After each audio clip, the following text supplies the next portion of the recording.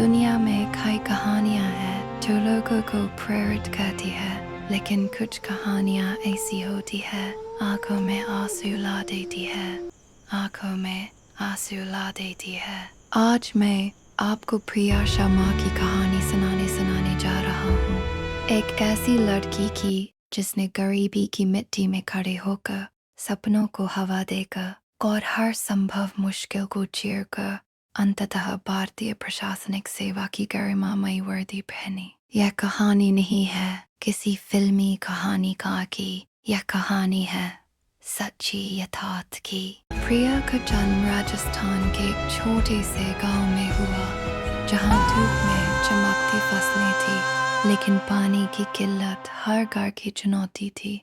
शर्मा परिवार रहता था। बाबूराम शर्मा एक साधारण किसान और उनकी पत्नी सरोज देवी एक मेहनती और समझदार औरत। प्रिया का जन्म एक ऐसे समय में हुआ जब घर में हर रोज रोटी जुटाना एक बड़ी चुनौती थी, लेकिन सरोज देवी ने एक अदम में हिम्मत दिखाई। उन्होंने कहा, मेरी बेटी पढ़ेगी। लेकिन पहली बार यूपीएससी की परीक्षा में प्रिया असफल हो गई। वह अपने कमरे में बैठी रोती रही। जब नतीजा आया तो उसके हाथ कांप रहे थे, लेकिन फिर उसने खुद से पूछा, क्या मैं इतनी जल्दी हार मान लूं? जवाब था नहीं। उसने कहा, जो गिर कर उठता है वही सच्ची जीतता है। और फिर एक दिन selected for IAS, Priya Sharma. प्रिया की आंखों से आंसू निकल पड़े, खुशी के, गर्व के और अपने सपनों को साकार देखने की अद्भुत अनुभूति के आंसू। वह रोती हुई अपनी माँ को फोन करना चाहती थी। जब प्रिया की कहानी गांव में पहुंची तो पूरा गांव उत्सव मना रहा था।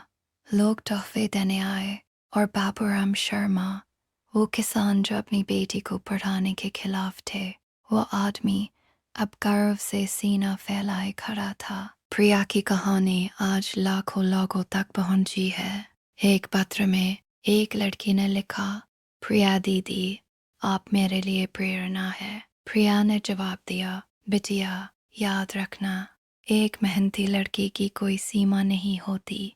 बस एक बार शुरू करो और फिर रुको मत। और इसलिए अगली बार जब कोई कहे मैं नहीं कर सकता, याद करो, सच्ची सफलता की कोई उम्र नहीं होती, कोई जाति नहीं होती। बस एक चीज होती है, वो जज्बा जो कहता है मैं करके रहूंगा।